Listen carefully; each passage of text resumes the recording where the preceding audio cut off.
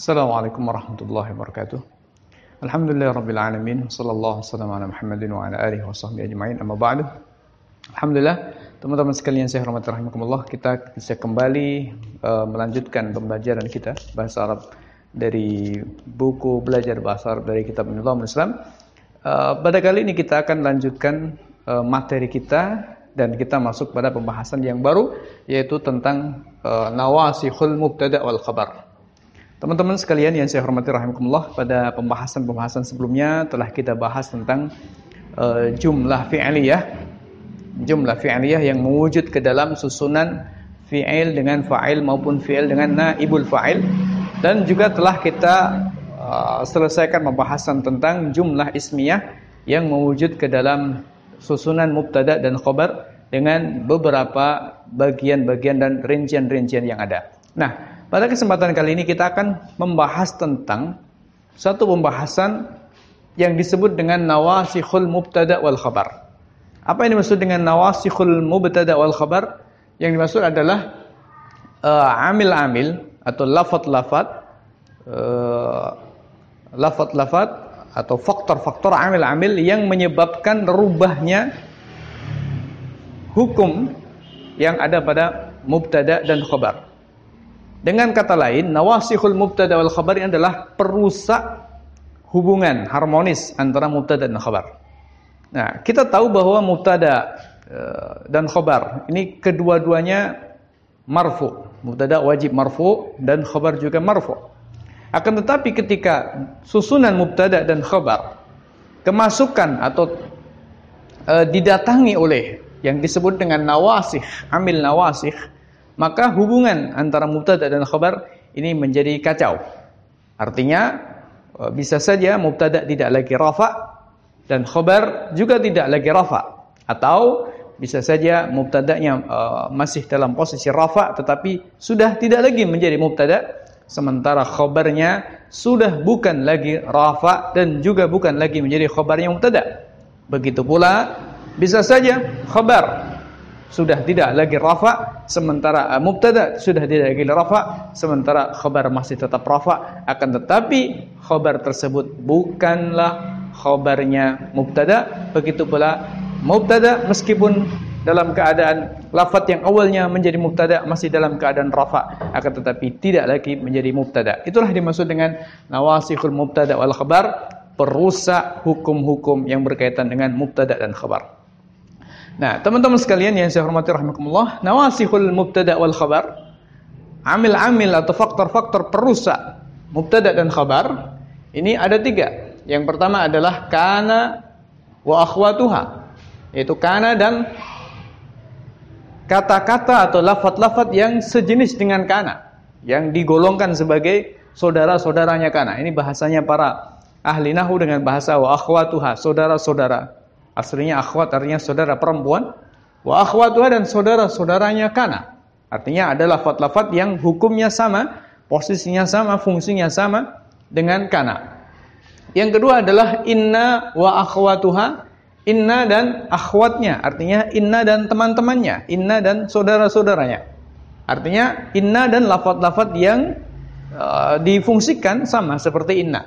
Kemudian yang ketiga adalah dhanna wa akhwatuha, dhanna, lafaz dhanna dan akhwatnya, teman-temannya dhanna atau lafaz-lafaz yang disamakan dengan dhanna dari sisi fungsi. Nah, teman-teman sekalian saya hormati rahimakumullah, kita masuk pada pembahasan yang kelompok yang pertama dari nawasihul mubtada wal khabar yang ada 3 tadi, yaitu adalah kana wa akhwatuha. Kelompok yang pertama adalah kelompok kana wa akhwatuha. Nah, di sini kita pindah kana wa akhwatuha. Oke? Nah, apa fungsinya kana wa akhwatuha? Kana wa akhwatuha, apa fungsinya kana wa akhwatuha? Maka jawabannya, fungsi dari kana wa akhwatuha adalah tarfa'ul mubtada ala annahu ismuha. Ala annahu ismuha. Kana dan teman-temannya ini merafa'kan mubtada tetapi bukan sebagai lagi sebuah mubtada. Sebaliknya ala annahu ismuha, sebagai isimnya kana wa akhwatuha.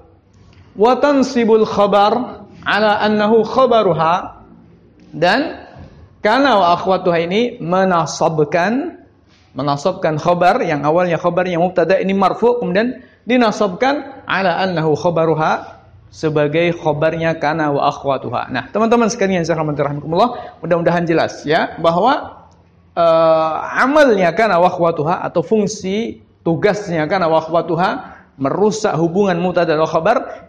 Melakukan apa? Jawabannya melakukan yang disebut dengan merafa'kan mubtada dijadikan sebagai isimnya dan menasabkan khabar dijadikan sebagai khabarnya kana wa akhwatuha. Nah, teman-teman sekalian yang saya hormati rahimakumullah.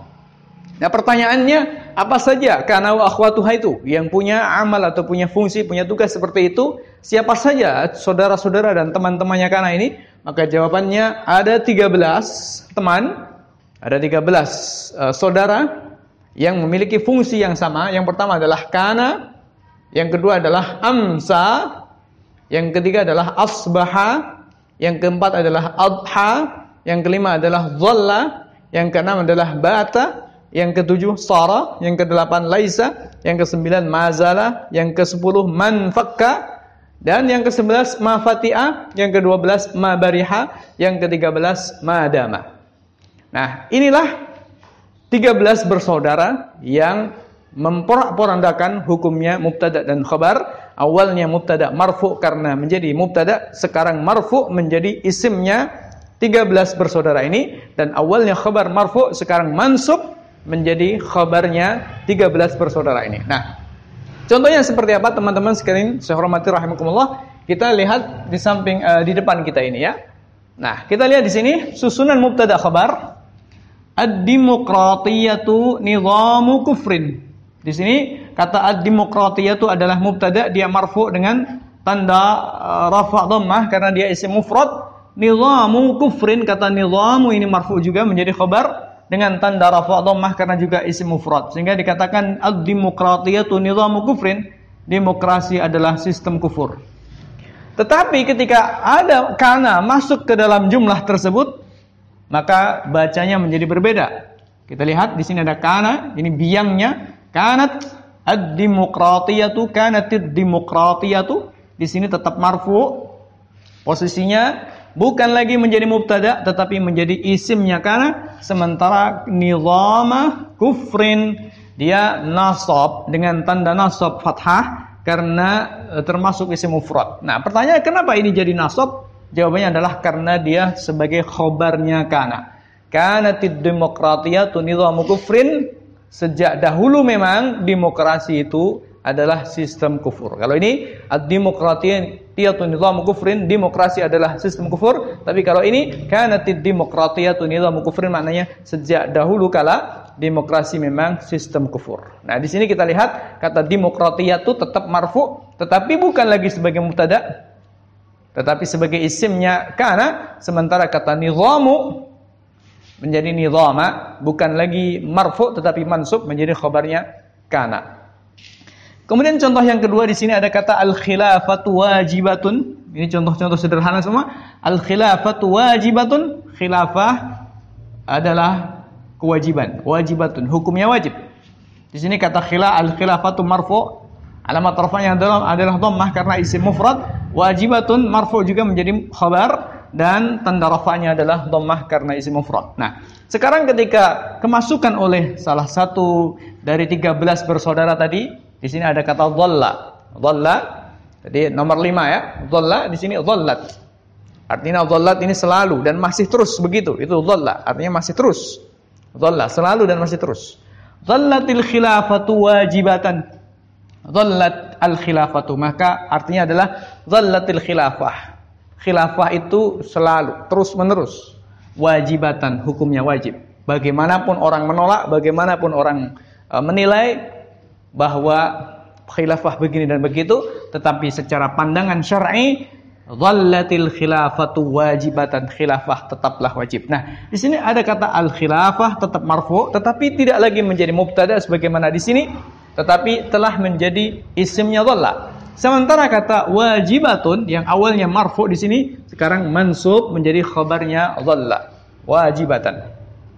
Kemudian yang ketiga di sini kita sengaja berikan contoh kita berikan contoh berupa dhamir. Sini dikatakan huwa alimu Quraisy, dia yakni Imam Syafi'i misalnya, alimu Quraisyin adalah orang alimnya Quraisy, orang alimnya Quraisy. Nah, di sini huwa menjadi mubtada, dia marfu, mahalnya rafa karena dia isim mabni. Kemudian alimu Quraisyin marfu, tanda rafanya adalah dhammah karena isim mufrad. Nah, ketika kemudian kemasukan jumlah tersebut dimasuki oleh sara, ya salah satu dari 13 bersaudara, yaitu yang ke-7 ini misalnya, sara ya, ke-7. Maka bagaimana? Sara, jadilah si dia yakni Imam Syafi'i, jadilah beliau yakni Imam Syafi'i alima Quraisyin. Di sini tidak nampak ada isim, tidak nampak ada isim. Nah, di sini disebut dengan isimnya sara berupa dhamir mustatir, dhamir yang tidak nampak. Nah, alima Quraisyin, sini kata alimu menjadi khabar marfu, sementara di sini alima menjadi khabar juga mansub, tetapi menjadi khabarnya sara, bukan lagi menjadi khabarnya huwa atau menjadi khabarnya mubtada. Baik. Kemudian yang keempat contohnya adalah al-muslimuna ikhwanun. Orang-orang muslim ikhwanun itu bersaudara. Di sini kita lihat kata al-muslimuna marfu karena menjadi mubtada, alamat rafa'nya adalah wawu karena termasuk jamak mudzakkar salim. Sementara kata ikhwanun ini juga marfu menjadi khabar dan tanda rafa'nya adalah dhammah karena termasuk jamak taksir. Tetapi teman-teman sekalian rahimakumullah, kondisinya akan berubah ketika kemasukan yazalu. La yazalu, di sini kita lihat nomor 9 ini ada kata zala ya. Nomor 9 ada kata zala. Nah, di sini ma zala bentuk madhi, sementara di sini la yazalu bentuk mudhari'. Sama saja mau madhi mau mudhari'. Yang jelas dia adalah bagian dari 13 bersaudara. La yazalul muslimuna, kita lihat di sini al-muslimun tetap marfu tetapi bukan lagi menjadi mubtada. Sementara ikhwanan dia mansub menjadi khabarnya kata yazalu. Yang maknanya la yazalul muslimuna, tidak henti-hentinya atau maknanya selalu al-muslimuna, orang-orang Islam itu ikhwanan, bersaudara. Kemudian contoh berikutnya, anta harisunil Islam, anta harisunil Islam, engkau, berarti ini jadi mubtada, posisinya marfu, mahalnya rafa karena dia dhamir maka tidak nampak tanda i'rabnya karena mabni. Harisun marfu menjadi khabar ya dengan tanda rafa dhammah karena termasuk isim mufrad. Anta harisun lil Islam, engkau adalah penjaga Islam. Nah, akan berbeda halnya ketika kemasukan oleh salah satu dari saudara 13 bersaudara. Di sini kun. Kun ini masuknya kana ya. Kana bentuk madhi, sementara kun ini adalah bentuk fi'il amr. Maknanya kun, jadilah. Kun harisan lil Islam, jadilah kau harisan, orang yang menjaga lil Islami, Islam. Di sini kata harisan tidak lagi marfu tetapi dia mansub menjadi khabarnya kun yang merupakan fi'il amar dari kata kana, yang mana kana adalah merupakan satu dari 13 bersaudara yang merusak hukumnya mubtada dan khabar. Baik. Contoh yang berikutnya adalah iqamatul khilafati amrun sahlun. Mendirikan khilafah adalah perkara yang mudah. Di sini ada kata iqamatul khilafah. Iqamatu di sini marfu menjadi mubtada, alamat rafanya adalah dhammah. Kemudian amrun sahlun adalah perkara yang mudah. Amrun perkara di sini marfu dan rafanya adalah dhammah menjadi khabar. Nah, kita lihat di sini sama-sama marfu'nya yang marfu karena mubtada, sementara ini marfu karena khabar. Tetapi akan berbeda ketika kita masuki kata laisa. Laisa ini contoh yang urutan yang ke-8 ya. Laisa, kita katakan laisat iqamatul khilafati amran sahlan.